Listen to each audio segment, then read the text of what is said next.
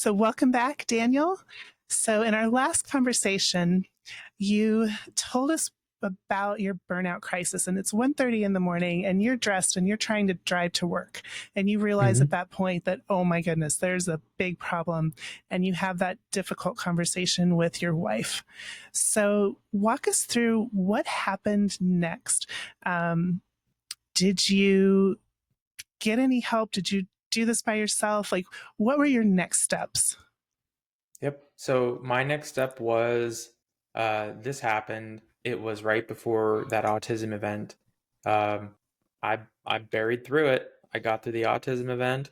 We finished it. It was a success. We had a state representative there, a lot of really big people talking to us. And then after I got the work done, then I finally, out of all this energy, I started, okay, I gotta take time to step back. Fortunately, I made myself every Friday, like clockwork, dump all of my emotions into a journal.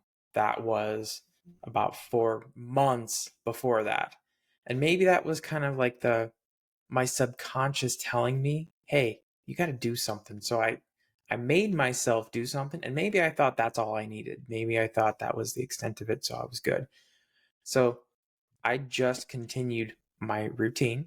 I had very frank discussions with my wife, and honestly, we made personal decisions and we started preparing on making a change. So it was okay, we're going to cancel this Netflix subscription here, we're going to prune this budget there, just in case something happens, just in case um, we need to do this. The event was over. We kind of closed down on the nonprofits for the season until next year. So I had a little breathing room from the nonprofit world, and then I could just focus on my company and what was paying the bills. And so I guess in a nutshell, it was we we wanted to be prepared to make a decision so that we could be in control of it, for one. And then two is we took advantage of certain things in our life at that time for time wise, responsibility wise, things like that, so that we made the time to prepare. Then what ended up happening was, I guess you could talk about stage two of the boiling point. Was I remember very distinctly, it was December, a couple months later. We were already kind of talking about this, but I was at work and I ended up having to sit down at a meeting with a very difficult PI. And by very difficult, I mean this PI was doing things that I didn't agree with ethically.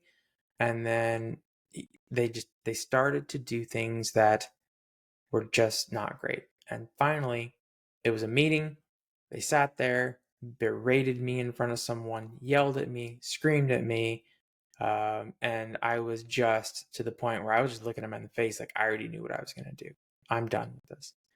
So I left the meeting. I walked to my boss's office, and he wasn't there. Boy, don't you hate it when things don't work out? So I ended up calling him. And I called him and I said, I'm done. I can't do this anymore. I resign. And I resigned, gave him my 2 weeks. And then I learned very quickly that general HR policy is they don't care about 2 weeks anymore. They escort you out because you're more of a liability than an asset.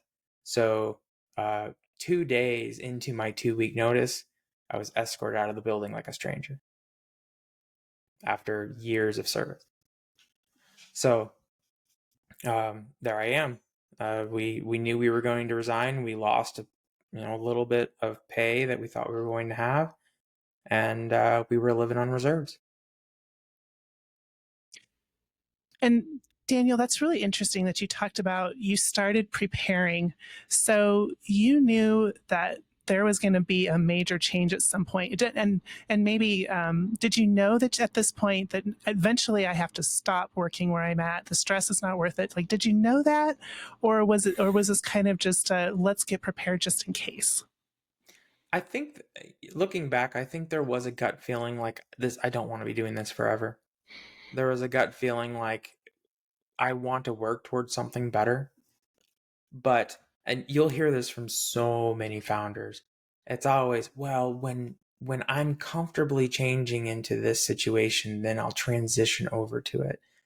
And as soon as it's safe enough to go over there, then I'll do it. But looking back, it's never going to be safe enough because unless you focus all of your energy on that thing, it's never going to grow to a point to help to support you. And I think that's kind of where I was. It's it's eventually we'll get there. Eventually it'll happen. We had started CRPN in tandem. It was one of the things we were working on for over a year before that. So that was kind of in the rising. We knew it. We knew we wanted to work on it. We just didn't quite have enough debt paid off. We just didn't. We weren't quite in a financial situation to cut the cord, so to speak. And so it definitely wasn't. We weren't ready for it. Like we weren't fully ready for it, but mentally, I couldn't do it anymore. And Masha, I don't know if you want to weigh in on this because you didn't actually quit. Tell us a little bit about what happened when you reached that point with work and work stress. Well, one next logical thing can happen if mentally you cannot make the change, if you're not ready to make the change. And, being a single mom and having the weight of 4 people at that time on my shoulders, that was not an option. I didn't have the time, or could I make the time for wellness, let alone look for another career or a job to support the family at that time.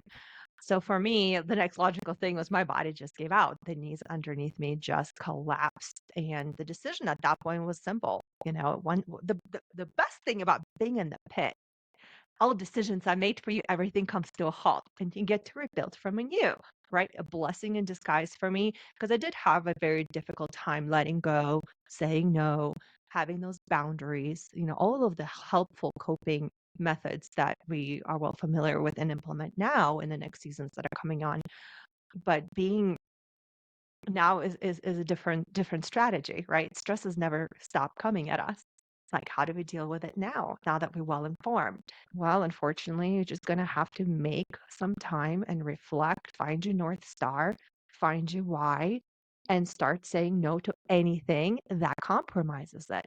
That is the logical step in troubleshooting it. You got to overcome the fear and make that commitment to doing better.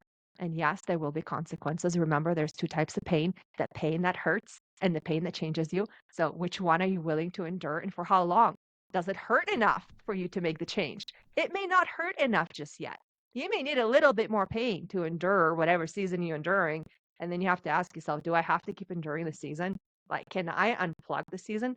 And sometimes the answer is yes, you have to. So I wonder after the rekindle world, Masha, and you might know this because you've been through some months of the rekindling, you've been through the process. Do you ever get to a point where you look at what you can handle now and you compare it to what you handled before burnout and you realize, oh my gosh, I've grown. Like I feel like I can handle so much more now than I did before the change. What I'm recognizing is that there is that constant shift between a rekindling. You have to constantly rekindle, and then you have that blue flame within you to keep erupting, right? And I can't tell you the plate stretches. The plate doesn't stretch, the plate stays the same. Now I make very cognizant, intentional choices. What does my life energy go into? Do I want to fizzle out on this? Is this worth my time and attention? Well, something just 32 days ago just shaken out my foundation of existence and something I had no control over. And all of my signs and symptoms of burnout started to come back. And that was very scary. At first, I had to pause. Okay, this is very familiar. I've been through this before. What are my helpful coping methods, right? I'm like going back to the skills that we've learned and we've implemented. But the answer there is the plate doesn't stretch. And overcoming that next season that is going to overwhelm and overflood, you're going to be more skilled and more intentional. And when that stressor came on, like a thief in the night and stole my peace, I had to really take a look. Again, I took the time and I looked at it. I'm like, life overall is fantastic. I have so much going for me that is overwhelmingly great. This one thing made it seem like it's the end of the world, and I feel like it's the end of the world, and my body's beginning to have all the signs and symptoms that it had before. And I had to say, stop, stop, stop. Okay. Now I'm implementing, my therapy sessions. I'm going to my acupuncturist, naturopath, uh, 3 times a week because I have to, right? That's my rescue protocol. And we all should have one in our back pocket. I'm implementing my helpful coping methods within my groups. I'm communicating, I'm troubleshooting. I'm no longer doing things on my own. I'm asking for help. I'm like, okay, I cannot take this on anymore. You got to help me because I'm in a season that I have to shift my attention to something. You're going to have to figure out how to get help somewhere else. And also, importantly, is taking a deep breath, finding the space for wellness. Where am I centered? My energy is coming from survival mode, right? That's the eustress that can turn into distress.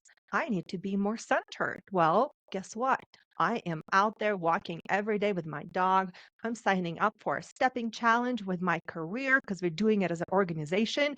And I was like, yes, I need this. I'm focusing me first, despite the stressor that comes on as a blinder to the fact that, oh, life sucks. No, no, no. Life is great. It's just this one stressor that is out of control and spinning my health into, what I'm afraid a place that I never want to be again. So it won't stretch. You're going to have to continue to pick what stays on and what is the most important to you. What can you do that you have to do? What can you delegate to someone else? And if you can't, does it still belong in your space? Those Mm-hmm. are really hard questions. Yeah, And to go along with what Masha has been saying is, what I've recognized after rekindling is that one, stress isn't bad. I have to take stress. Much as I don't always want to take stress, I have to take stress because stress is needed in your life. Two, I can't say that my capacity for stress has grown, but I can say that my recognition of stress has increased. And so I can see it happening and I know how to get in front of it. And I think that's the big thing is once you start looking at what your stress is coming from and what's causing it, it's much easier to recognize it before it goes too far. And I just had a little pop-up epiphany, but we talked about eustress and distress versus plates versus making the choice to put what's on your plate and being selective on what's on your plate. Maybe there comes a time where your plate is filled with far more eustress than distress because of your selectivity and what you're doing. Yes, So like that's what we Masha, want. you were saying, the plate doesn't get any bigger. It doesn't stretch. But what you choose to put on that plate, what you choose to eat, what you choose to burn your life energy off of, changes to help you experience the right kind of stress. So it's that is a great constant point, Daniel. I reassess. love that.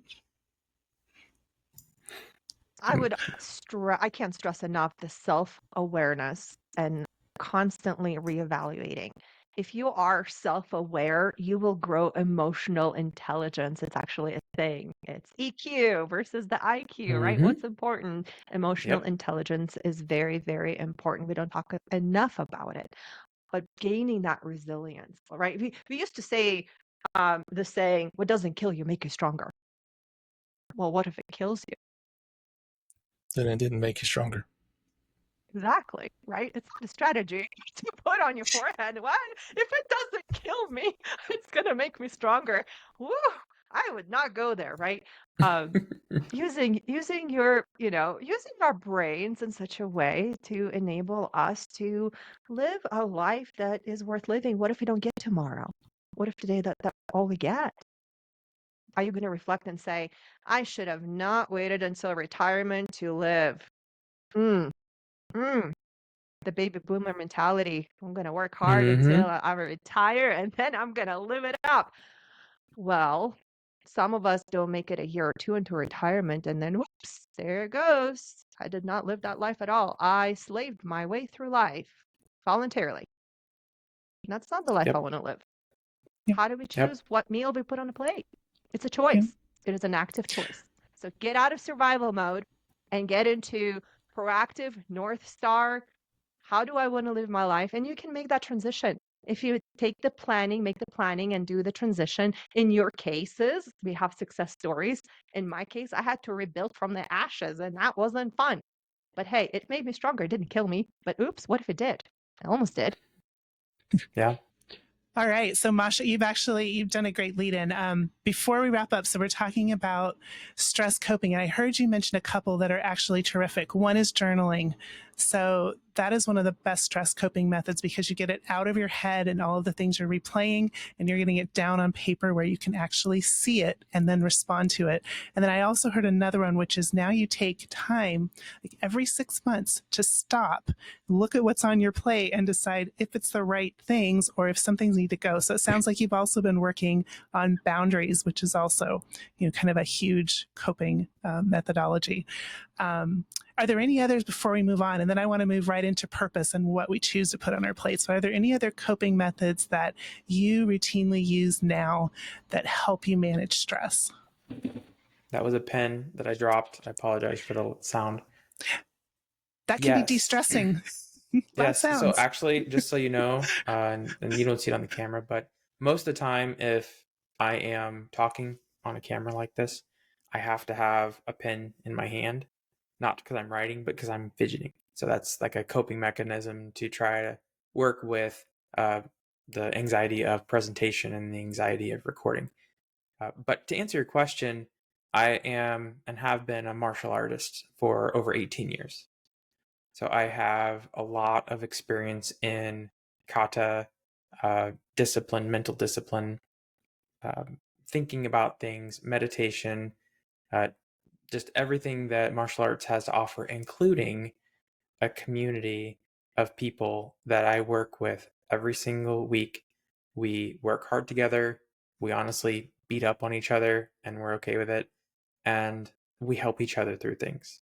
So it not only helps with physical activity and mental, the ability to look at yourself, to self-assess, the mental discipline, but it's also a community and we help each other through it. And oh boy, community is an important element. And in my experience, community could be a source of a stressor. Again, if we are the yes superheroes and we overcommit to our communities and the commitments that we're willing to fulfill, and they can also be that lifeline, that channel. I share a very funny story. I say God has a sense of humor. I ran away from my community. My community came into my house and found me right in time for a very challenging season. But it is a constant reminder that, we need community. Sometimes on the weekend, I am dragging. I just put in, 60, 70 hours this week into my work, into my career, and into my life passion project. And I just want to do nothing this weekend. But coming out from that community at the end of the day and making the decision to go and seek my community, it replenishes, it recharges, it brings that energy levels up and high. And what value do you bring into your community and take away from the community, right? It's an exchange of commitments and energy that we bring there. And it's an important reminder is, does the community serve you or do you just serve the community? And how can it be valuable to both? And that's where the harmony happens. And it's a miracle. Mm-hmm. You keep talking like that, Masha, and I'm going to have to move out of my RV. Hey, I'm about Yes. to sell everything Michelle and will get kick an me out. RV and join you. That Yeah, is but then you something won't that, have that community. right, we have to be very That is intentional one. about that. Yeah. And we haven't been very. So it's interesting. I just put a couple things together. You know how we recently discussed how you kind of get attuned to your spouse to understand your spouse's needs and what they go through.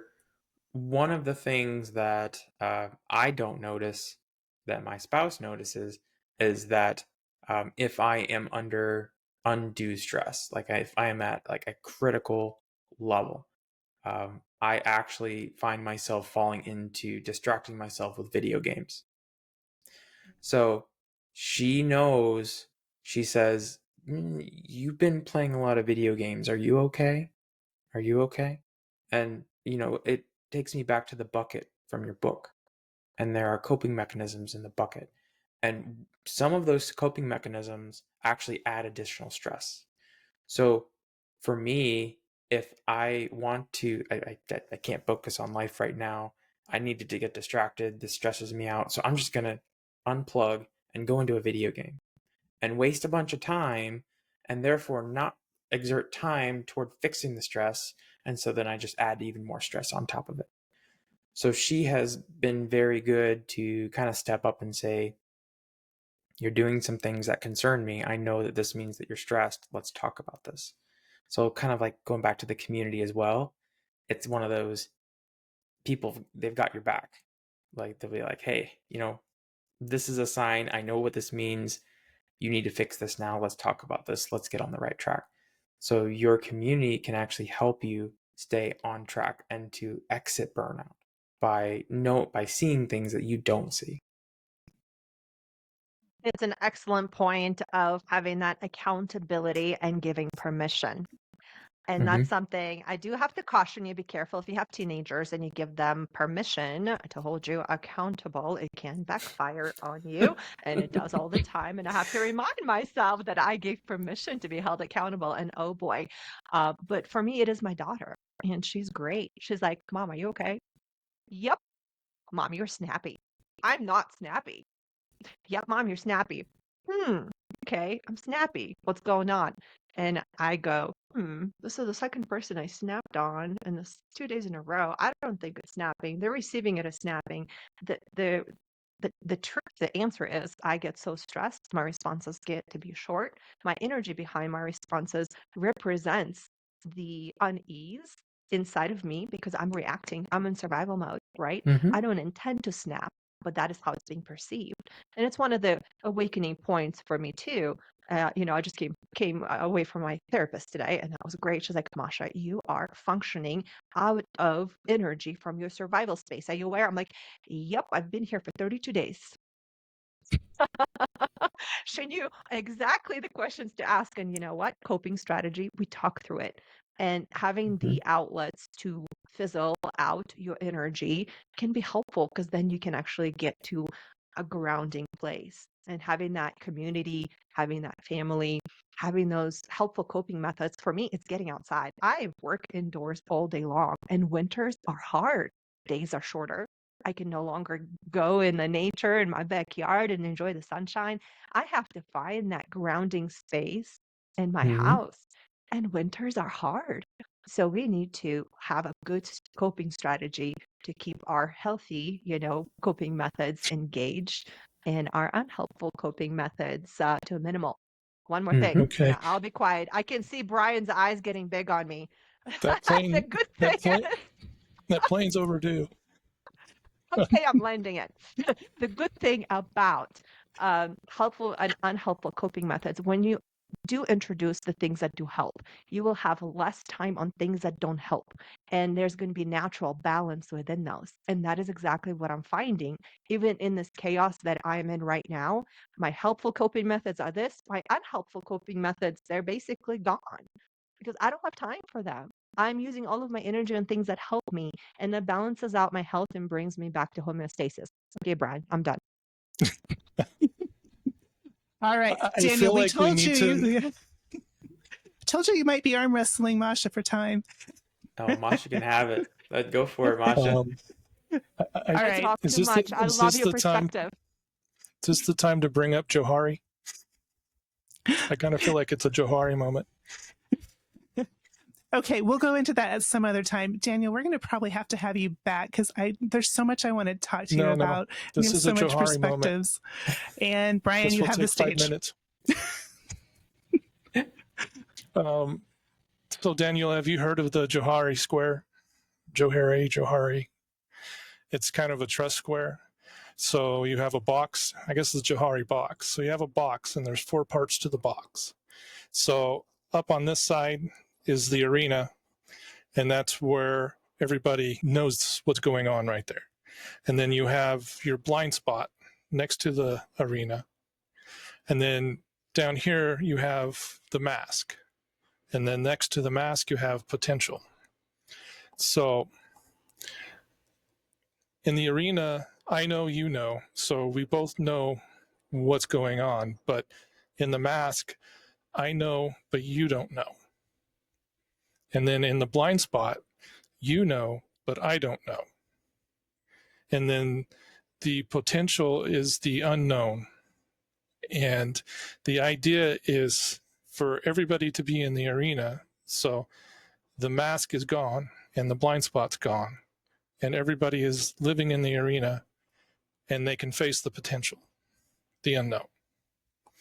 And what you and Masha have both kind of said is, well, at least especially with you and your spouse and you have a good Johari square where you're living in the arena and she tells you your blind spots and you recognize that, and you've recognized your masks from the other times that you've talked during this episode and the last one. And so that arena is where you guys are living and you're able to face your fears and the unknown. You're right. This was the perfect time for that square. Perfect wrap up and roundup. So, Daniel, I have one further question, and we're not going to get very far into this, but the last part of our book talks about erupting. So where you refined your passion, you've made it through this burnout episode, and hopefully you're not just going back to what you were doing. Hopefully you're really discovering, okay, what am I passionate about? What is my purpose? And what am I going to do going forward to live out that purpose and stay out of burnout? And we talk about these blue flame moments where you are burning at the hottest possible flame. You're in your passion zone. You're in your purpose zone. And, you are very focused going forward on, how you can best serve others by bringing your best to them. So tell us a little bit about that for you. What's your purpose? What are you passionate about? And what are some of those blue flame moments right now where, you're burning very hot, takes a lot of fuel, but where you are really just taking your potential, up to that next level? Yeah. And this is a big level of self-reflection and also maybe some symbolism here. You know how the hotter the flame, the different the color? Well, also, did you know the hotter the flame, the cleaner the burn? You don't have as much soot, you don't have as much residue. It's a cleaner burn because you're using more efficient fuel. And I feel like that's kind of the direction that I'm going with my rekindling is I started selecting the right fuel. And then as a result, the flame burned cleaner and it burned hotter and it burned brighter. And guess what? When your flame burns cleaner and brighter, it draws the attention of others. Many, many other people, they want to be like that flame. They want to be around that flame. It exerts warmth. And so as a result, you get to this level of eruption to where you are in such this zone, this hot spot, no pun intended, where people start coming to you and asking you to do things. And so that's where you can get even more selective and you can start working on jet fuel instead of this other fuel. But whatever it is, I feel like that's the direction I'm going. I'll end, I guess we're kind of wrapping up, but I had a really interesting realization not 2 weeks ago. And I posted it on LinkedIn. I posted this picture, this AI generated picture, and it was a picture of a sun and a black hole. And sometimes I feel like when I wake up in the morning, I have to make a choice. Do I want to be that sun that is radiating energy and literally bringing life to everything around me? Do I want to just give as much as I can, and as a result, it's just unlimited? It feels like I'm just erupting with passion and energy. Or do I want to be a black hole where it doesn't matter how much energy I consume, it's just never enough? And I'm never happy. I'm never satisfied, and I suck everyone in to avoid. And I made that picture my desktop on my computer, and every day I look at that now and I ask myself, okay, obviously I don't want to be a black hole. I want to be that sun. I want to radiate. I want to erupt energy and just burn the cleanest and hottest and brightest energy that I can so that I can help others around me. Wow, Daniel, that was powerful. And what a reminder to be the light in the darkness for others. Oh my gosh, I didn't even think about that one. That was awesome, Masha. It's all you. Well, thank you so much, Daniel. I feel like this conversation could go on, but I know it's probably past your dinner time, and we don't want to keep you Did you all hear her? evening. She came in. She said it's dinner time. So Yep. Oh. So thank you so much. And we might have to have you on again at some point because I feel like you have so much more to talk about. But thank you for taking this time to share with us. And thank you for the work that you are doing, helping those who are in clinical trials know it's a stressful industry, and you are you are erupting with this passion to help others. So thank you so much for doing that, and have a wonderful evening. And for our Rekindle folks, we will see you again next time. All right. Thanks so Thank much you. for having me. I really appreciate it. Bye, everyone.